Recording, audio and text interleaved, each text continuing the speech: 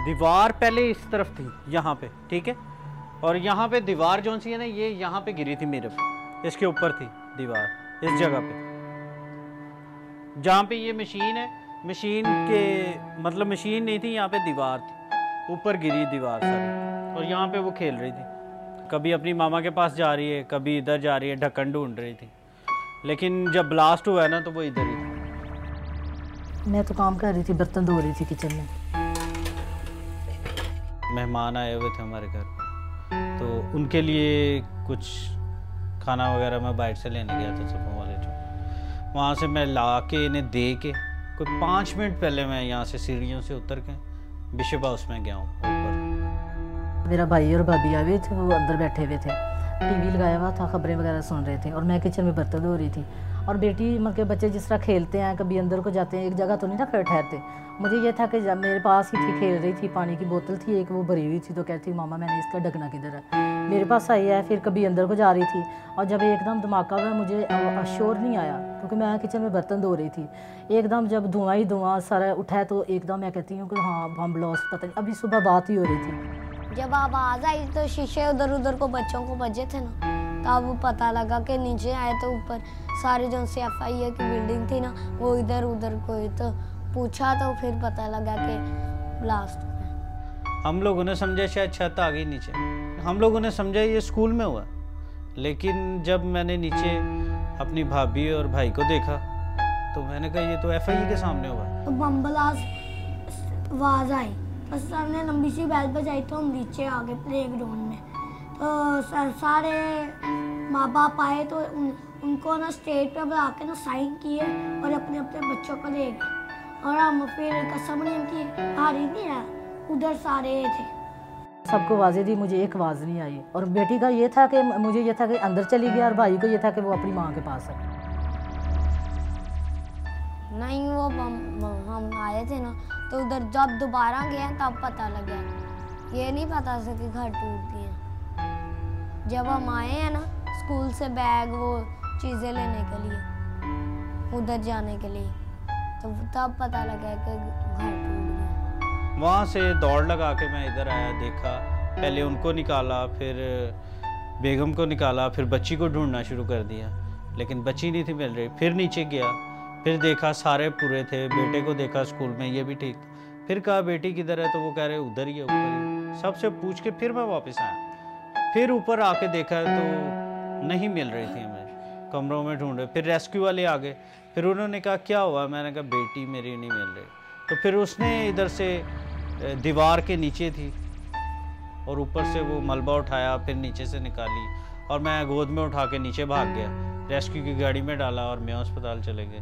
वहाँ पे गए हैं तो डॉक्टर ने कहा कि ये तो एक्सपायर्ड हो गई है काफ़ी देर पहले। जब ब्लास्ट हुआ है तो इनका दिल बंद हो गया। तो बड़ा मतलब धमाके से छोटी बच्ची थी वैसी बस सहम गई। पापा जनाजा लेके आ रहे थे, तो पापा से पूछा ये क्या चीज़ है, पापा कह रहे थे मीरब की मौत हो गई है। एडमिन ने पूछा था ये क्या हो गया, मैंने कहा मेरी बहन की मौत हो गई। मामा रहे थे, पापा ने इतना, पापा ने अपने आप को किया हो सके नहीं रोना, पापा उनके साथ ज़्यादा फिरे थे इसलिए मामा रहे थे।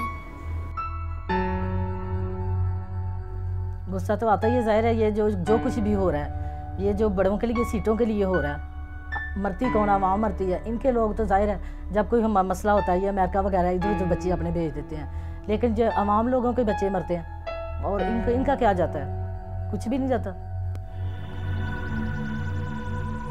क्योंकि ज़िंदगी मौत तो खुदा के हाथ में। अगर बचना होता तो हम लोग भी तो इधर थे ना, बचना होता तो वो भी बच सकती थी वो बच्ची। तब ये कि गिले शिकवे करने से क्या फ़ायदा। बस ये है कि इन लोगों को जो बम ब्लास्ट कर रहे हैं, इनको खुदावंद अक्ल और दनाई दे, तो जहाँ पे जो हादसे हो रहे हैं, और कुछ नहीं कह सकते इनके लिए।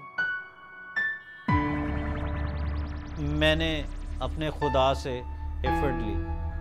मैं अपनी 23 ज़बूर पढ़ता रहता हूँ। जब मुझे कोई प्रॉब्लम डिक्लेयर होती है तो मैं 23 ज़बूर पढ़ता हूँ। उसमें मुझे इतनी की हिम्मत मिल जाती है कि मैं दोबारा उस काम को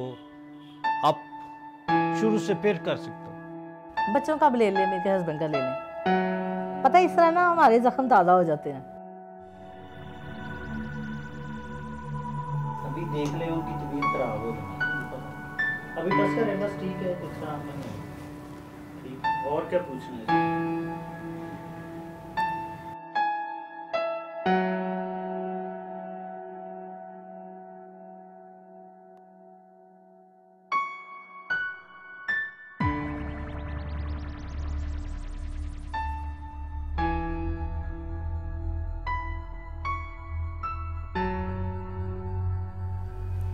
अब ऐसे करें, मैंने कुछ नहीं बताया।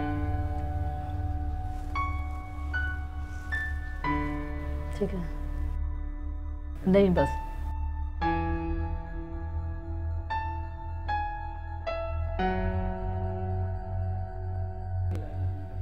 नहीं, मैं तो कह रही थी इकट्ठे बैठा ले। मैं बड़ी मुश्किल बैठी हुई हूँ, मैं नहीं बता सकती क्योंकि मुझे वो सारा सीन याद आ जाता है।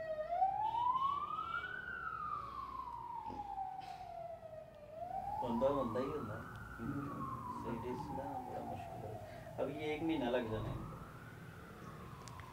1 महीना हमें इसको। मेरा कोई दिल नहीं जाता कि जिस दिन मैं ना याद करूं बेटी को। अभी तो 25 जनवरी को उसकी बर्थडे गुजरी है। फील बहुत होता है, लेकिन बच्चों को हम, जैसे हमारे 2 बेटे और 1 बेटी थी, कंप्लीट फैमिली थी, हम अपने बच्चों को बहुत ज़्यादा प्यार करते हैं, जितना भी लोग समझते हैं, लेकिन हम बहुत करते हैं। हमारी कोशिश यही है कि दुनिया की हर चीज़ हम अपने बच्चों को दें, इनके मुंह से निकले और मैं पहले पेश करूँ। मेरी तो एफर्ट ऐसी है, और मेरी मिसेस के लिए भी यही एफर्ट है कि उनके मुंह से कोई चीज़ निकले सही तो बंदा पूरी कर दे, क्योंकि वो मेरे साथ जॉब करती हैं, मैं भी कर रहा हूँ, तो दोनों मिल बांट के मतलब काम हमारा चल जाता है, और मतलब अच्छा गुजारा हो रहा है। पहले मुझे यही था, लेकिन अब मुझे ये है कि अब ये मेरे 2 बच्चे हैं, मैंने इनके लिए भी जिंदा रहना है, ठीक है ना, इनको भी मेरी ज़रूरत है। लेकिन पहले मैं बहुत सोचती थी, लेकिन अब 5-6 महीने हो गया मैं अपने आप को ना बिज़ी रखती हूँ। अब मैंने कभी नहीं इतना, बस पूरे दिन में उस दिन क्या मतलब इतना मसला हो गया, नफरत क्या होनी थी, बस किसी से नहीं हुई, कोई शिकायत नहीं। शिकायत बंदा किससे करे? नहीं, माहौल थोड़ा सा डिफरेंट होता है, लेकिन हमारा माहौल वहीं पे है, क्योंकि मैंने आपको पहले भी बताया कि लेडीज़ जो सी है ना, वो ज़्यादा फील करती हैं। हम लोगों ने फील करते हैं, लेकिन किसी को बताते नहीं।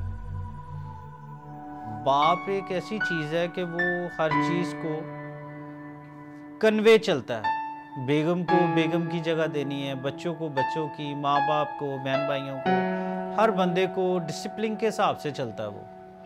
लेकिन हम लोगों में एफर्ट ज़्यादा होती है बानिस्बतन लेडीज़ के, कि हम अपना काम सही तरीके से कर रहे हैं। वो तकलीफ़ें में नहीं है, वो ऊपर जीज़त पाक के पास है, क्योंकि वो बच्चे तो आपको पता है वो तो गुनाह से पाक होते हैं, और छोटे बच्चे तो वो खुदा के पास है, और वो उधर बहुत खुश है। हाँ जी,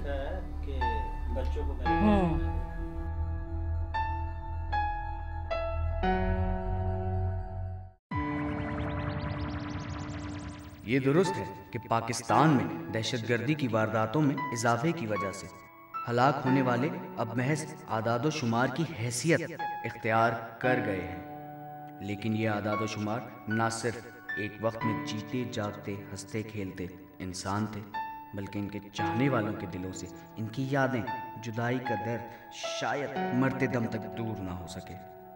जहाँ ये ज़रूरी है कि पाकिस्तान में दहशतगर्दी की वजूहात और उसके तदारक पर इनफरादी तौर पर गौर किया जाए, तो वहाँ इस लानत के नतीजे में पहुँचने वाले दर्द को इज्तिमाई तौर पर महसूस करना भी इंतहाई लाजिम है।